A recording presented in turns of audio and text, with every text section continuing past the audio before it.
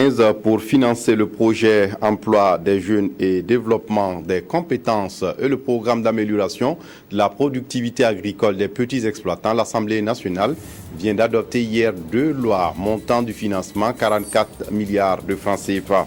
Et puis un cours sur le 11 décembre 2013. Le ministre de la Communication, porte-parole du gouvernement, vient de lancer dans la capitale burkinabé un cours dans les lycées et collèges du Burkina sur le thème du 11 décembre 2013, à savoir civisme, cohésion sociale pour fondamentaux d'un développement durable au Burkina Faso. Mesdames, Messieurs, bonjour et ravi de vous retrouver. Toutes nos excuses pour ce faux départ à l'Assemblée nationale. Les députés ont adopté hier 2 projets relatifs à des dossiers dont des accords de prêt et des crédits estimés à plus de 44 milliards de francs CFA. L'argent est destiné au financement du projet emploi des jeunes et développement des compétences et au programme d'amélioration de la productivité agricole des petits exploitants. On fait le point complet avec Sylvain Vebamba. Ce sont 2 dossiers relatifs à des accords de prêt et de crédit d'un montant global de plus de 44 milliards de nos francs qui ont été adoptés par les députés. Le premier projet de loi a trait à un prêt combiné de 19,675 milliards de francs CFA destiné au financement du programme d'amélioration de la productivité agricole des petits exploitants dans notre pays. Le premier objectif donc, de ce projet, c'est justement améliorer la fertilité, ce qu'on appelle la fertilité, c'est-à-dire la capacité du sol à produire, pas seulement aujourd'hui, mais à produire sur le long terme. Le deuxième objectif de ce projet, c'est d'aider les petits producteurs à accéder à du matériel végétal, donc à des variétés de plantes qui produisent mieux que celles qu'ils utilisent aujourd'hui. Un autre objectif, c'est de permettre justement aux petits agriculteurs d'accéder à ce qu'on appelle les intrants. Le second texte est un accord de crédit dont le montant se chiffre à 25 milliards de francs CFA.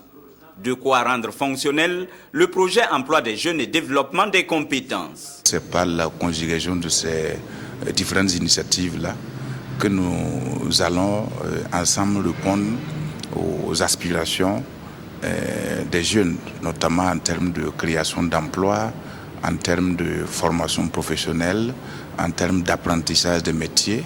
Vous voyez, ça va toucher au bas mot de façon directe à peu près 50 000 jeunes.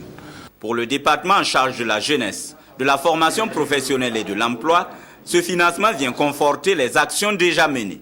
Le président du FASO a développé un gros programme spécial de création d'emplois pour les jeunes et les femmes, d'un budget de 11 milliards par an sur 3 ans qui va s'arrêter en 2014. Et cette loi qui vient d'être adoptée par l'Assemblée nationale va permettre, n'est-ce pas, au gouvernement de disposer en tout cas d'une enveloppe de 25 milliards sur une période de 5 ans pour un peu tacler la problématique de l'emploi de notre jeunesse. C'est donc à l'unanimité des 88 votants que ces 2 textes ont été adoptés. Dans l'actualité de la mi-journée également, on évoque la célébration de la fête nationale du 11 décembre 2013 à Dori dans le Sahel du Burkina. Pour aider les jeunes à s'approprier le thème de cette édition, à savoir civisme et cohésion sociale, fondamentaux d'un développement durable au Burkina, le comité d'organisation vient de lancer un cours à l'attention des élèves. À Ouagadougou, le ministre de la Communication, porte-parole du gouvernement, qui préside la commission thème, s'est rendu à Tampoui, dans un quartier populaire de la ville de Ouaga et surtout dans un lycée, pour procéder au lancement de ce cours. Nathalie Kaoré. Lycée municipal de Signoguin, dans l'arrondissement 6 de Ouagadougou. Nous sommes dans l'une des classes de la 6e. Ce mercredi matin, l'enseignante, dans un langage accessible, explique à ses 117 élèves les concepts contenus dans le thème du 11 décembre qui est civisme et cohésion sociale, fondamentaux d'un développement durable. Elle sera par la suite appuyée par le ministre de la Communication, qui est le président de la commission thème du 11 décembre. Objectif de ce cours académique, inculquer aux élèves les valeurs citoyennes. Nous sommes un pays jeune parce que le pourcentage de notre jeunesse est fort élevé. Et il est important que les jeunes puissent se rendre compte et intégrer le fait que le Burkina Faso est leur patrimoine et qu'il faille préserver ce patrimoine, le bâtir pour leur propre avenir. Et si c'est le cas, s'ils comprennent ces notions, je crois qu'ils vont mieux appréhender leur rôle dans la société et s'adonner à beaucoup plus de civisme et avoir un meilleur comportement citoyen. Après la 6e, rendez-vous dans une autre classe du même établissement avec des élèves ayant une capacité de compréhension plus développée. Nous sommes dans la classe de première D. Ici, les concepts de citoyenneté, de civisme, de cohésion sociale et de développement durable ont été décortiqués pour amener les élèves à les comprendre et surtout à se les approprier. On a retenu que tous les citoyens du Burkina doivent vivre en parfaite cohésion et pour que le pays puisse se développer. Être un citoyen, c'est respecter les biens publics, être intègre, honnête et juste envers son pays. Si tu respectes le pays, c'est présager un avenir meilleur, un développement durable. Le civisme, c'est le respect des biens communs. Un bon citoyen doit toujours respecter ce qui ne l'appartient pas et ce qui l'appartient. Les approches pédagogiques utilisées dans les deux classes sont différentes, mais elles sont toutes efficaces pour faire passer le message. Au niveau de la classe de 6e, l'enseignante a une pédagogie beaucoup plus adaptée à des nouveaux apprenants, à travers des petites questions-réponses, à travers, je dirais, une approche de français facile pour les permettre de mieux appréhender les notions de bien public. Avec les classes de première, on a assisté à des réflexions beaucoup plus, je dirais, approfondies parce que ce sont déjà des élèves qui ont un certain âge. Les cours tendent fondamentalement à les interpeller par rapport à leur sens de responsabilité. Au même moment que ces élèves, les autres élèves de toutes les régions du Burkina Faso ont eu droit ce 4 décembre à ce cours académique sur le thème de la fête nationale. Déjà, l'objectif semble être atteint puisque devant le ministre de la Communication, les élèves du lycée municipal de Signoguin ont pris l'engagement de se comporter désormais en bons citoyens. Vous me promettez d'être des enfants sages? Oui. L'école régionale supérieure de la magistrature forme des jeunes magistrats et auditeurs de justice sur les fondamentaux de l'OHADA, l'Organisation pour l'harmonisation en Afrique du droit des affaires. Ces jeunes magistrats sont venus du Mali, du Niger et du Burkina pour prendre part à cette session. Zalissa Sanfo, et Sylvestre Da. Les règles de l'OHADA, l'Organisation pour l'harmonisation en Afrique du droit des affaires, enseignant à ces jeunes magistrats et auditeurs de justice. L'historique de l'OHADA, les procédures simplifiées des regroupements, les saisies mobilières et immobilières, le droit pénal des affaires, tels sont les différents modules qui seront développés au cours de cette formation par les experts. Le thème général, c'est le contentieux du droit OHADA, c'est-à-dire quels problèmes se posent dans l'application du droit OHADA et qui conduisent les parties en conflit à saisir la justice, déjà au niveau national et ensuite en cas de recours au niveau de la Cour commune de justice et d'arbitrage qui est basée à Abidjan. Et dans ce sens-là, bien sûr, la formation sera centrée sur les procédures simplifiées et les voies d'exécution. Nous attendons, n'est-ce pas, de ces jeunes acteurs de nos juridictions qui puissent véritablement s'imprégner de ces textes de base pour finalement faire entendre l'esprit du droit OHADA au niveau de nos juridictions en appliquant ce droit OHADA aux affaires qui sont portées devant leur instance. C'est une formation initiée par l'École régionale supérieure de la magistrature Elsounan. L'Elsounan est une institution de l'OHADA basée à Porto-Novo au Bénin. Elle a pour objectif d'assurer la formation et le perfectionnement des magistrats et des auxiliaires de justice des pays membres en droit harmonisé et en droit des affaires. Débutée le 3 novembre dernier à Waiguya dans le Nord, la campagne de sensibilisation et d'information des opérateurs économiques sur le contrôle des prix se poursuit. Ce 30 novembre, c'est au tour des acteurs économiques de la ville de Bobo-Dioulasso d'accueillir la délégation du ministère du Commerce et de l'Industrie. Objectif, éclairer la lanterne de ces opérateurs économiques sur les mesures gouvernementales pour susciter leur adhésion. Ahadi Sandamba. Face aux opérateurs économiques, commerçants et industriels de la ville de Sia, la délégation du ministère de l'Industrie, du Commerce et de l'Artisanat dit venir en mission d'éclairage. Éclairage en ce sens qu'il s'agit de rendre visibles les mesures gouvernementales récemment prises dans le souci de rééquilibrer l'activité économique et d'accompagner les ménages pour l'amélioration de leurs conditions de vie. Nous avons convié les opérateurs économiques pour qu'ils s'imprègnent véritablement de la réglementation économique qu'ils connaissent peut-être déjà, mais surtout des dernières mesures prises par le gouvernement et de leur implication dans l'application de ces mesures. Il faut qu'ils comprennent que c'est ensemble que nous ferons aboutir les mesures gouvernementales qui ont été prises pour soulager nos populations. Pour cette journée de sensibilisation et d'information, 3 communications sont au programme. Il y aura une communication sur le cadre général de la réglementation. Ça veut dire que la loi sur la concurrence sera rapidement évoquée. La deuxième communication portera sur les contrôles effectifs que les gens font sur le terrain dans l'optique d'assainir le climat économique. La troisième communication consiste à expliquer ce qu'est la métrologie et quelle est l'importance de la qualité et de la métrologie au niveau des opérateurs économiques. Et pour joindre l'utile à l'agréable, c'est un sketch sur la pratique quotidienne du commerce dans notre pays, ainsi que les différentes opérations de contrôle de prix et de la qualité des produits de grande consommation qui a été servi comme plat d'entrée à cet atelier. Question donc de préparer les participants sur l'objet de la rencontre. Au ministère de l'Environnement, on revisite le plan national d'adaptation au changement climatique. Il est question ici de recueillir les amendements des acteurs du secteur de l'environnement et des ressources naturelles. Armel Melo, Adama Koulibaly. Présenter les différentes étapes de l'élaboration du plan national d'adaptation au changement climatique et recueillir les amendements des acteurs du secteur, tel est l'objectif de cet atelier organisé ce 3 décembre 2013 à Ouagadougou par le ministère en charge de l'environnement. Formulé en 2005 par le gouvernement burkinabé avec l'appui des PNUD, mais basé essentiellement sur le volet environnement et ressources naturelles. Le Burkina Faso s'est engagé dans le processus depuis 2005 pour élaborer un programme national, un programme d'adaptation.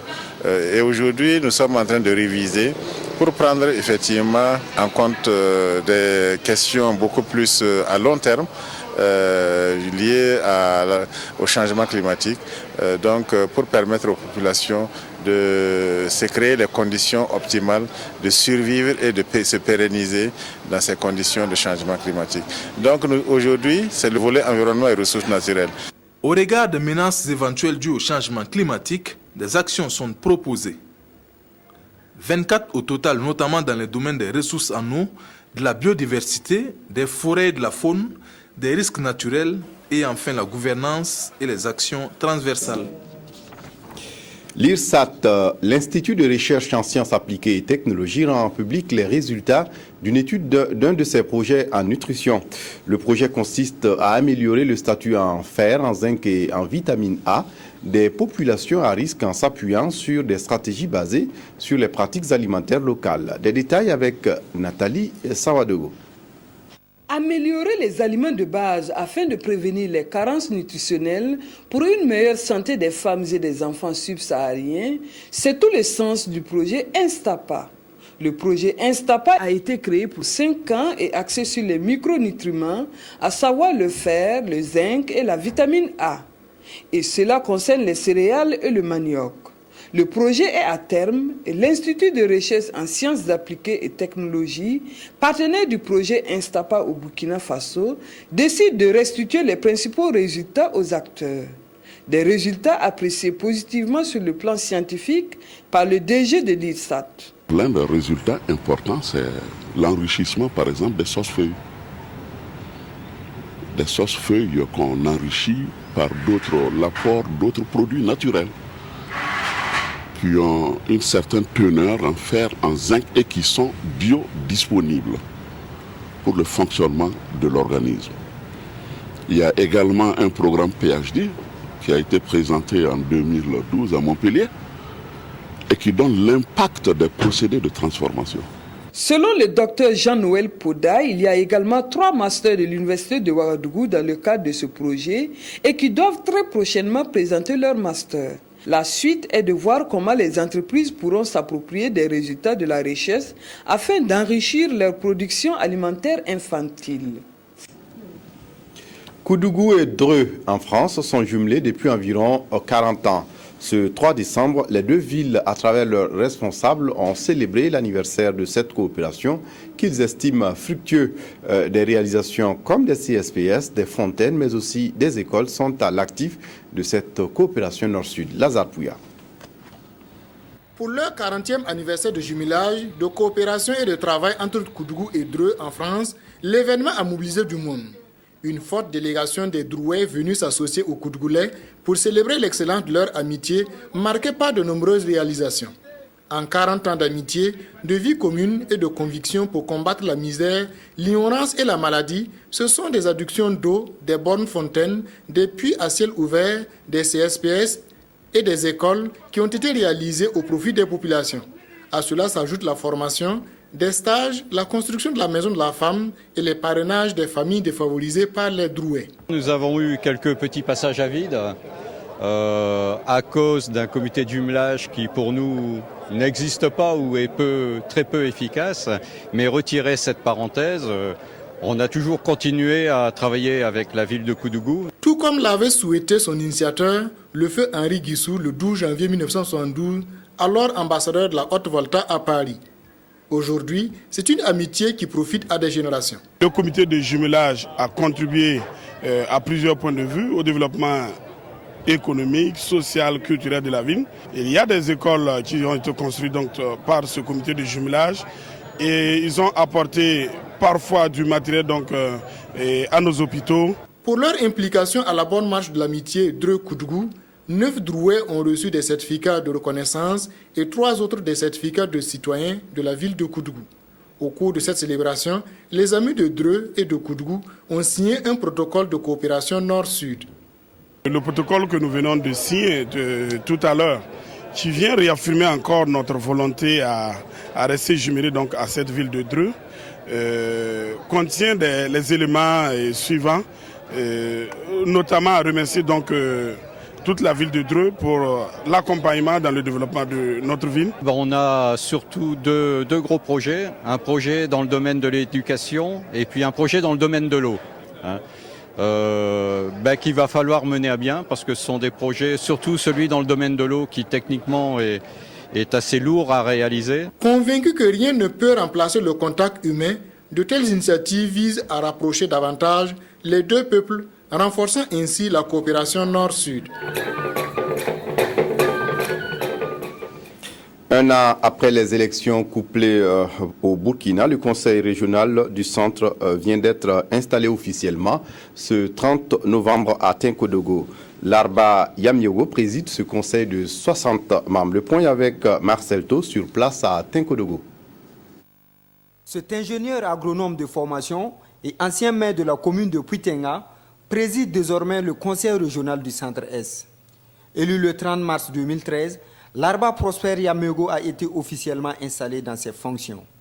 Avec 60 conseillers régionaux, il veillera à la destinée de la région pour les 5 années à venir. Conformément au Code général des collectivités territoriales, nous sommes surtout chargés de coordonner et d'animer toutes les actions de développement de la région. Il faut vraiment que nous menions des actions fortes en faveur de l'environnement, qui est le seul gage même de la réussite des différentes actions de développement que nous allons entreprendre. En outre, l'éducation, la santé et la sécurité sont les domaines d'action de ce nouveau conseil, de même que le civisme. Je pense qu'il revient à tous les fils, à toutes les filles de la région de s'asseoir et puis poser le problème. Qu'est-ce qui ne va pas dans notre région? Pourquoi il y a ce cercle de violence inouïe en permanence dans la région du centre-Est? Il faut que dans un cadre organisé, nous puissions nous poser nous-mêmes en tant que fils, reconnaître là où ça ne va pas, pour que l'État puisse nous aider à régler ces problèmes. Nous allons entreprendre quand même des concertations sérieuses, parce que le premier devoir d'un élu, c'est quand même de travailler à la consolidation de la paix. Pour atteindre ces objectifs, le président du conseil régional place son mandat sous le signe de la concorde, de l'entraide et de la paix pour le développement du Centre-Est. Et pour terminer, dans les rayons de librairie, demandez désormais savoir communiquer pour mieux agir, le nouvel ouvrage de Jean-Paul Conseibo. Ce journaliste, ancien directeur général des éditions Sidoya, propose aux lecteurs un guide pratique de communication pour accompagner les mairies dans leurs actions de com. Zalissa Sanfo et Bouma Ernest Nibié étaient à la dédicace de l'ouvrage. On suit leur compte-rendu. Comment les élus locaux doivent-ils communiquer pour une bonne visibilité de leurs actions afin d'être proches des populations? C'est la problématique que Jean-Paul Conseibo aborde dans son ouvrage intitulé « Savoir communiquer pour mieux agir ». Selon l'auteur, ce livre est un guide de communication pour les municipalités du Burkina. Il va leur permettre d'améliorer leurs pratiques managériales. J'ai d'abord été chargé de communication de l'association des municipalités Burkina Faso pendant 5 ans. Et j'ai constaté que les maires avaient besoin de communiquer. Et effectivement, pour que la décentralisation marche, pour que la communalisation marche très bien, il faut que les populations soient mises au courant tous les jours de ce que les maires veulent faire. Il faut que les maires communiquent, il faut que les maires entrent en contact avec leurs concitoyens. Il faut que vraiment tout le monde se parle. C'est avec ferveur et avec joie que nous accueillons ce livre et la matière traitée, la question traitée, qui est la communication, est une des questions, j'allais dire, cardinales de la décentralisation. Donc il faut pouvoir communiquer pour mieux administrer nos différentes populations. L'ouvrage compte 275 pages. Il est disponible au Conseil supérieur de la communication et dans les librairies au prix de 15 000 francs CFA. Voilà qui met fin à cette édition. Merci de l'avoir suivi. Très bonne suite de programmes sur la RTB. Au revoir.